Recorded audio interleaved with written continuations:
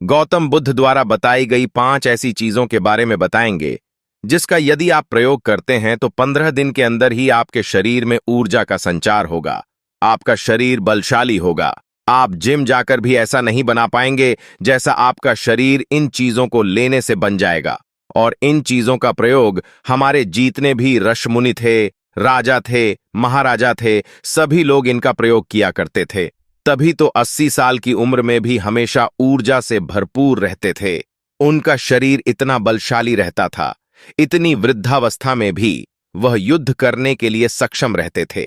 तो आइए जानते हैं वो कौन कौन सी ऐसी चीजें हैं जिनका प्रयोग कर हम अपना वजन बढ़ा सकते हैं, हम अपने शरीर को शक्तिशाली बना सकते हैं और इन चीजों का प्रयोग करने के बाद आप ऊर्जा से भर जाएंगे दोस्तों।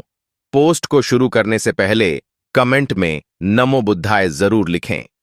पोस्ट को लाइक, शेयर और वेबसाइट को सब्सक्राइब करके बेल नोटिफिकेशन को ऑल पर सेलेक्ट जरूर कर ले ताकि ऐसी पोस्ट की नोटिफिकेशन सबसे पहले आप तक पहुंच सके। एक बार की बात है, एक गुरु जो आयुर्वेद के सबसे महान ज्ञाता थे, उनके पास एक युवक आता है और कहे है कि गुरुवर, मैंने आपके बारे में बहुत सुना है, कृपया आप मेरी समस्याओं का समाधान निकाले। यह सुन गुरुजी मुस्कुराने लगते हैं और कहते हैं कि बेटा बताओ क्या समस्या है तुम्हारी। अब युवक कहता है कि गुरुवर, मैं हमेशा थका थका महसूस करता हूं। मुझे हमेशा ऐसा लगता है मानो मेरे शरीर में ऊर्जा है ही नहीं। अभी मैं बस 25 साल का हुआ हूं और मेरे चेहरे पर अभी से ही झुर्रियां आने लगी हैं।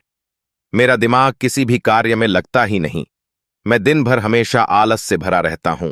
आधे से ज्यादा समय में बीमार रहता हूं। मेरे शरीर में बहुत सारी बीमारियों ने घर कर लिया है, इसलिए आप मुझे कुछ ऐसा उपाय बताएं जिससे मेरे ज्यादा पैसे भी खर्च ना हो और मैं ऊर्जा से भरपूर रहा हूं। मुझे कभी कोई बीमारी भी नहीं आ पाए, मेरा शरीर शक्तिशाली बन जाए और दिमाग अच्छे से कार्य करें।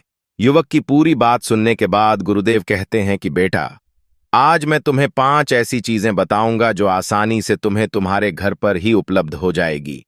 इसका नियमित रूप से उपयोग करने से न केवल तुम बीमार होने से बचोगे, बल्कि उनका प्रयोग करने से तुम्हें कभी भी थका थका महसूस भी नहीं होगा। तुम पूरे दिन ऊर्जा से भरे रहोगे। लेकिन इसके लिए सबसे पहले आपको अपने शरीर के बारे में समझना होगा। हमारे शरीर का प्रत्येक अंग, चाहे आपकी त्वचा हो, आपके बाल हो या आपके शरीर का कोई भी अंग क्यों ना हो, वह प्रोटीन से बना होता है। जब आपके शरीर में प्रोटीन की कमी होती है तो आपके शरीर के प्रत्येक अंग पर उसका प्रभाव होने लगता है। इसलिए आपको पर्याप्त मात्रा में प्रोटीन जरूर लेना चाहिए। लेकिन जब व्यक्ति को यह पता ही नहीं होता कि प्रोटीन किन किन औषधि से बनता है, तो वह इससे वंचित रह जाता है। प्रोटीन हमारे शरीर में मांसपेशियों के रिपेयरिंग के काम करता है और इससे शरीर का विकास भी हो पाता है। अब मैं जो आपको बताऊंगा उसे ध्यान से सुनना। यह जो हमारी धरती माता है, यह बहुत ही कम पैसे में ऐसी चीजें उपलब्ध कराती हैं जिन्हें गरीब से गरीब व्यक्ति भी उपयोग कर सकता है। फिर गुरु आगे बताते हुए कहते हैं कि हमारे शरीर में प्रोटीन का विकास 2 तरह से होता है, जिन्हें अमीनो एसिड कहा जाता है। यह अमीनो एसिड जब मिलते हैं तो एक ऐसी श्रृंखला बनती है और इसके मिलने से प्रोटीन का निर्माण होता है। और यह जो अमीनो एसिड होते हैं, यह 2 तरह के होते हैं, जिनमें पहले वह होते हैं जिन्हें आपका शरीर अपने आप ही बना लेता है। दूसरे वह होते हैं जिन्हें आपको बाहर के आहार से प्राप्त करना होता है। इसलिए जो आप आहार लेते हैं उसमें अमीनो एसिड नहीं होता, तो आपके शरीर विभिन्न प्रकार की बीमारियों से और भिन्न भिन्न प्रकार के तत्वों की कमी से बीमार हो जाते हैं, जिसका असर आपके शरीर पर होता है।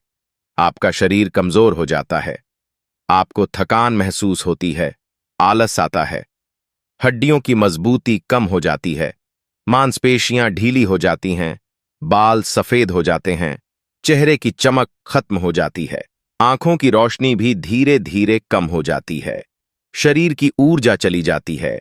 इसलिए इन सब संतुलन में रखने के लिए अब यह जो चीज हम आपको बता रहे हैं, उसका आपको नियमित रूप से प्रयोग करना चाहिए। कहते हैं कि मन इतना चंचल होता है कि कि यदि वह नियंत्रण में न रहे तो व्यक्ति अशांत महसूस करने लगता है। ये अशांति मन में एक पल में आने वाले सैकड़ों सवालों के कारण होती है और यह अशांति तब तक बनी रहती है जब तक कि व्यक्ति को मन में चल रहे सवालों का जवाब नहीं मिल जाता। ऐसे में तो यही लगता है कि मन को शांत रखना बेहद जरूरी है, लेकिन कि पापादी शास्त्रवारी। लेकिन सवाल यह उठता है कि आखिर हम मन को शांत कैसे कर सकते हैं? गौतम बुद्ध के मुताबिक मन को शांत करने के लिए उसे समझना जरूरी है। मन को जानने से जुड़ी है गौतम बुद्ध की ये कहानी है। पहला चरण, एक बार एक व्यक्ति गौतम बुद्ध के पास गया और पूछा कि मन को नियंत्रित करने का पहला चरण क्या है? बुद्ध कहते हैं, अपने मन को समझने का पहला चरण है इसके द्वारा दिए गए लालच की व्यर्थता को देखना समझना। दरअसल जब मन अनशांत होता है तो कई तरह के लालच देता है और जिसने मन द्वारा दिए इन लालचों को पहचान लिया, समझ लो कि उसने मन को समझने का पहला चरण समझ लिया। फिर व्यक्ति बुद्ध से पूछता है कि लेकिन हमें यह कैसे पता चलेगा हमारा मन हमें देगे? हमारा मन हमें लालच दे रहा है और वह लालच व्यर्थ है? इसका जवाब देते हुए बुद्ध कहते हैं, अनुभव से। मनुष्य मन के लालच से जिस कार्य को अतिपूर्वक करता है उसमें उसे हानि ही होती है और हानि के बाद ही उसे अनुभव होता है। जैसे जिसने वास्तव में यह देख लिया कि नशा करना केवल दुख है, वह नशा मुक्त होना शुरू कर देगा। वहीं जिसने जान लिया कि ईश्वरिया से खुद का नाश होता है, वह ईश्वरिया से मुक्त हो जाएगा। मन को समझने का यही पहला चरण है। मन को जानने का दूसरा चरण व्यक्ति बुद्ध से पूछता है। यदि व्यक्ति पहले चरण से यह जान जाता है कि वह मन द्वारा दिए लालचों के कारण दुखी है, तो फिर दूसरा चरण क्या है? बुद्ध कहते हैं, खोज पर निकलना।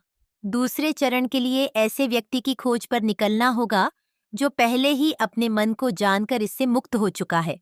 दरअसल एक ऐसा ही व्यक्ति तुम्हारा मार्गदर्शन कर पाएगा।